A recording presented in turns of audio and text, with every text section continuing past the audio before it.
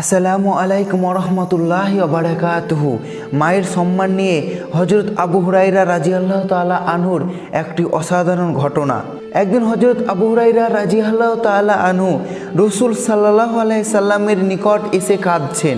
রসুল সাল্লাল্লাহু আলাইহি সাল্লাম জিজ্ঞাসা করলেন, হে আবু হুরায়রা, তুমি কেন কাঁদছো? আবু হুরায়রা রাদিয়াল্লাহু তাআলা আনহু বললেন, আমার মা আমাকে মেরেছেন। রসুল সাল্লাল্লাহু আলাইহি সাল্লাম বললেন, কেন, তুমি কি কোনো বেয়াদবি করেছো? আবু হুরায়রা বললেন, না হুজুর, কোনো বেয়াদবি করিনি। আপনার দরবার হতে বাড়ি যেতে আমার রাত হয়েছিল, বিধায় আমার মা আমাকে দেরির কারণ জিজ্ঞেস করায় আমি আপনার কথা বললাম। আর আপনার কথা শুনে মা রাগে আমাকে মারধর করলো আর বলল, হয়তো আমার বাড়ি ছাড়বি আর না হয় মুহাম্মদ সাল্লাল্লাহু আলাইহি সাল্লামের দরবার ছাড়বি। আমি বললাম, ও আমার মা, তুমি বয়স্ক মানুষ, তোমার গায়ে যত শক্তি আছে তত শক্তি দিয়ে আমাকে মারতে থাকো, মারতে মারতে আমাকে বাড়ি থেকে বের করে দাও, তবুও আমি আমার রসুলকে ছাড়তে পারবো না। তখন রসুল সাল্লাল্লাহু আলাইহি সাল্লাম বলেছেন, তোমার মা তোমাকে বের করে দিয়েছেন আর এজন্য আমার কাছে নালিশ করতে এসেছো? আমার তো এখানে কিছুই করার নেই। হজরত আবু হুরায়রা রাদিয়াল্লাহু তাআলা আনহু বললেন, হে রসুল সাল্লাল্লাহু আলাইহি সাল্লাম, আমি আমার মায়ের জন্য এখানে নালিশ করতে আসি নাই।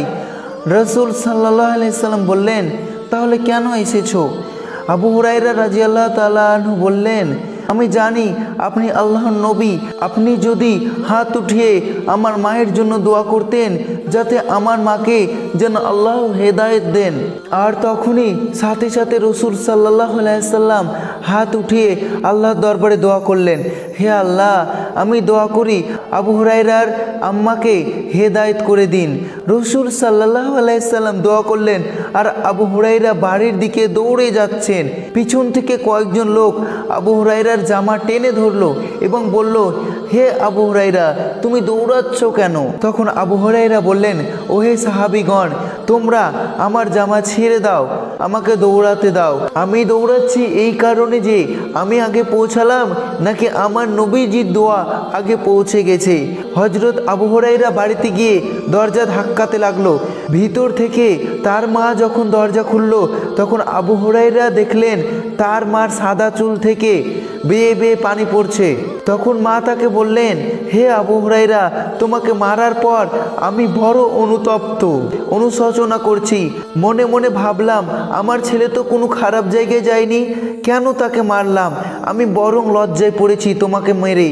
হে আবু হুরায়রা, আমি গোসল করেছি, আমাকে তাড়াতাড়ি রসুল সাল্লাল্লাহু আলাইহি সাল্লামের দরবারে নিয়ে চলো। আর তখনই সাথে সাথে আবু হুরায়রা তার মাকে রসুল সাল্লাল্লাহু আলাইহি সাল্লামের দরবারে নিয়ে গেলেন আর তার মা সেখানে কালেমা পাঠ করে মুসলমান হয়ে গেলেন। পিতা মাতা জান্নাতের মাঝের দরজা, যদি চাও দরজাটি নষ্ট করে ফেলতে পারো, নতুবা তা রক্ষা করতে পারো। সুবহান আল্লাহ। প্রিয় দর্শকবৃন্দ, ভিডিওটি ভালো লাগলে অবশ্যই ভিডিওটি লাইক করবে এবং আমার চ্যানেলটিতে নতুন হয়ে থাকলে অবশ্যই চ্যানেলটিকে সাবস্ক্রাইব করে পাশে থাকবে। আসসালামু আলাইকুম রহমতুল্লাহি ওয়া বারাকাতুহু।